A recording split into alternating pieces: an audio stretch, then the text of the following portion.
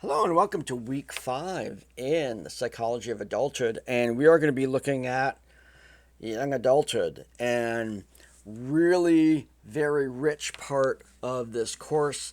It's certainly, we're getting into the ages that are represented by you and your peers. These are the stages that you're going through as we go from this point forward. There's not as many adolescents maybe in our class. And I apologize if there are. And certainly there's probably a number of you who are in emerging adulthood. I hope that this is resonating true for you. I've certainly seen some evidence of that in the discussion boards. So this week we introduced a primary topic within this particular age is the introduction of post-formal thinking.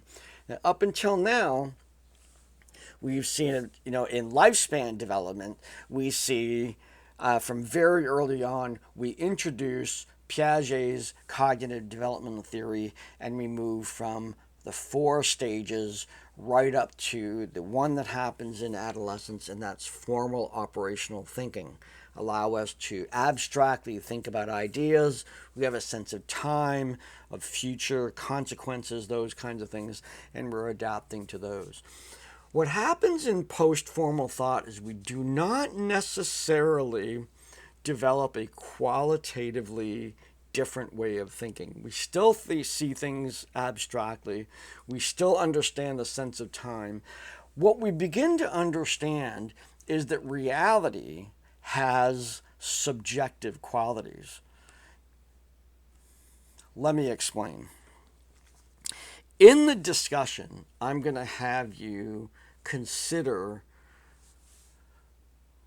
your knowledge, your schemas, your understandings of the world that you believe went through a transition from being fairly black and white abstract ideas to a bit of relativism in that. The ways in which the factors that adult thinkers take into consideration, let's say they're going to make an important decision. The abstract thinker can say, this is what we need to do, the logic is all there, this is the best solution, blah, blah, blah. This is a lot of how our politicians speak. They're abstract thinkers. They present boxed solutions and say, this is what I'm going to do to solve this problem. This is what I'm going to do to solve this problem. And I think that is compelling for us. It's compelling because we want to see those problems solved.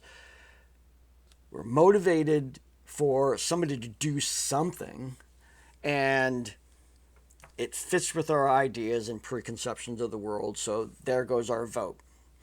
Now, the reality is those boxes of solutions are extreme, if not ever, never whole solutions, because adult thinkers who reside in the gray area of the real world understand that other factors come into play when we're looking to solutions, particularly for social issues that are extremely, almost by definition, extremely complex.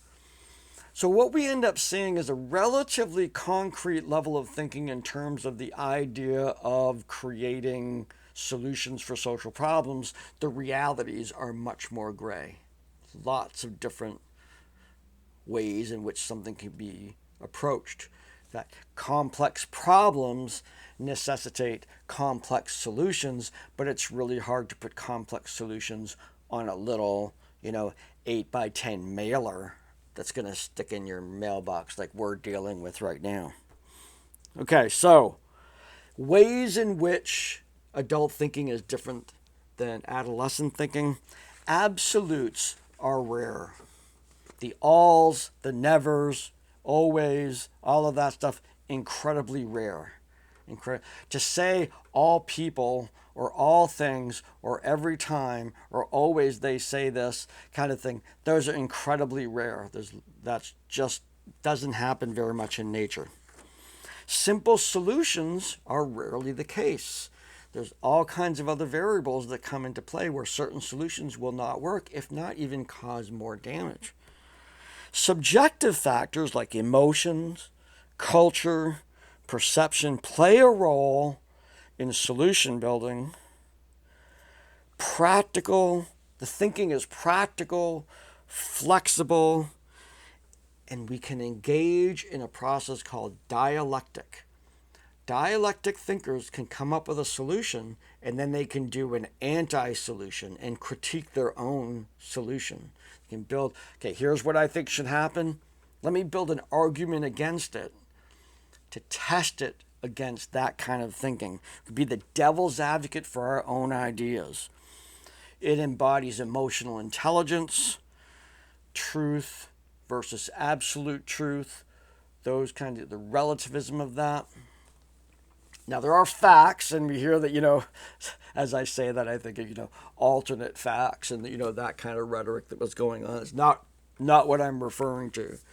Okay, let's say, give you an example here, and don't use this one in the discussion boards, is, our perception of immigrants.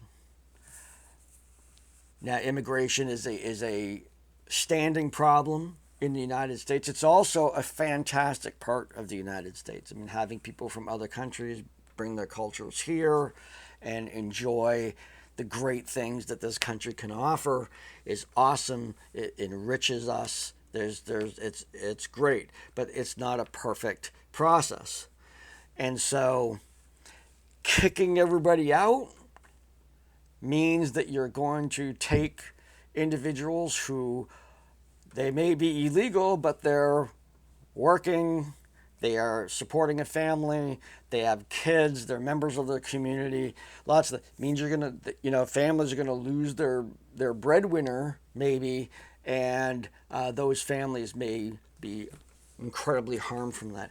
At the same time, blanket opening of our borders might be a little over the top as well.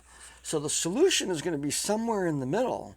We can't, and it's going to be complex because a solution for one person is not necessarily going to be a solution for the other. We're looking at something that's probably incredibly labor intensive, and policies are going to have to be deferential to a lot of variables. That is difficult policy to write. That is very difficult. That's why usually in situations like this, solutions that come about usually emphasize staffing. Let's take human brains, this wonderful ability that we have to look at situations, to manage the details and make decisions about the status of one person, the next person, and whatnot. Let's put those boots on the ground. The more help they can get, guiding policies, guiding processes, and see if we can come up with a better solution for these things. Let alone, there's certainly efforts working with other countries that are losing their population, and that's, when you think about that from another country's point of view, when they're losing their population to emigration, people are leaving that country, it affects their economic situation, just makes things worse. So how does a country that's losing its population keep its people so that they can engage in economic growth and prosperity there? No easy solution. Don't trust the boxed piece. It's going to be way, way more complicated than that.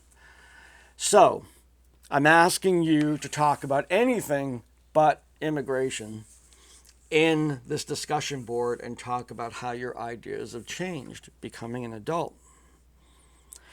The assignment, what it has you do is, I introduced in the latter part of the chapter the idea of affirming activity.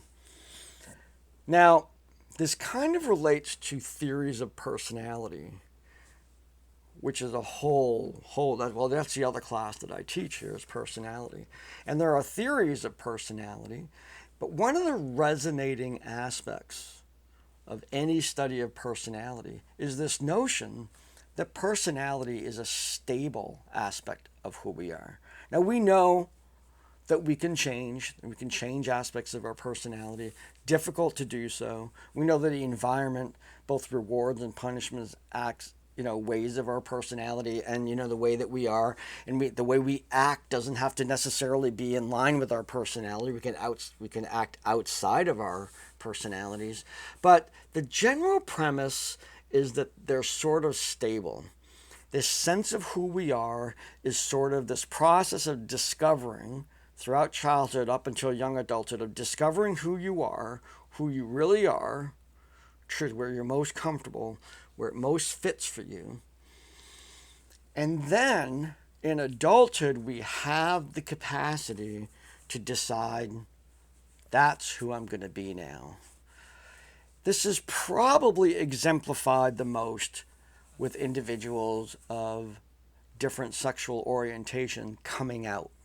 That individual may have been aware of their sexual orientation for a very, very long time without coming public about it.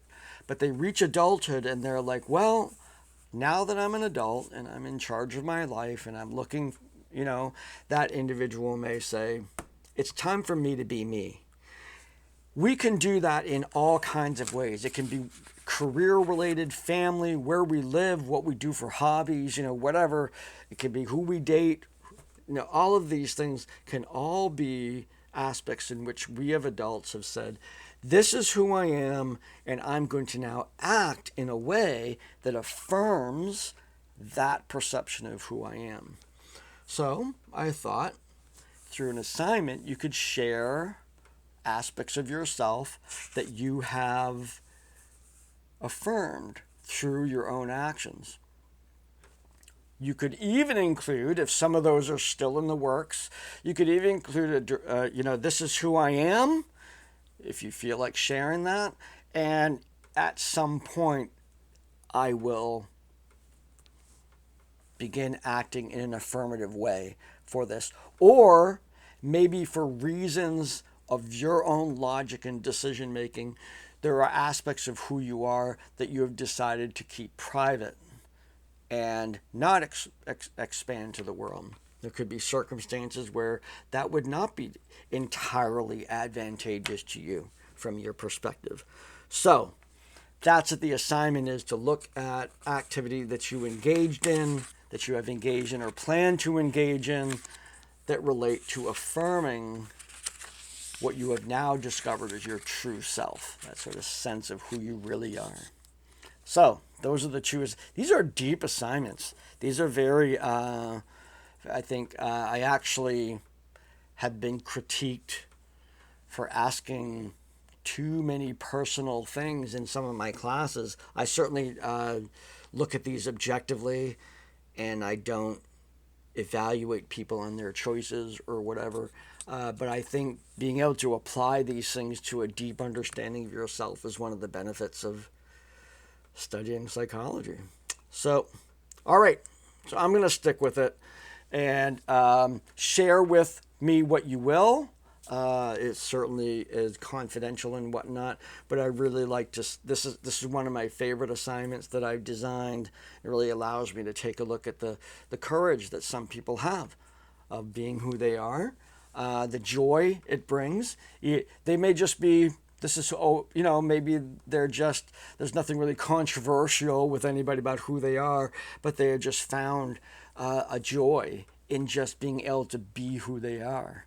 It doesn't always have to be contentious or rubbing against other people's values or something like that. So anyway, those are the assignments for this week. That's the teaching for this week. So have a great week. I will see you in the discussion boards, and take great care.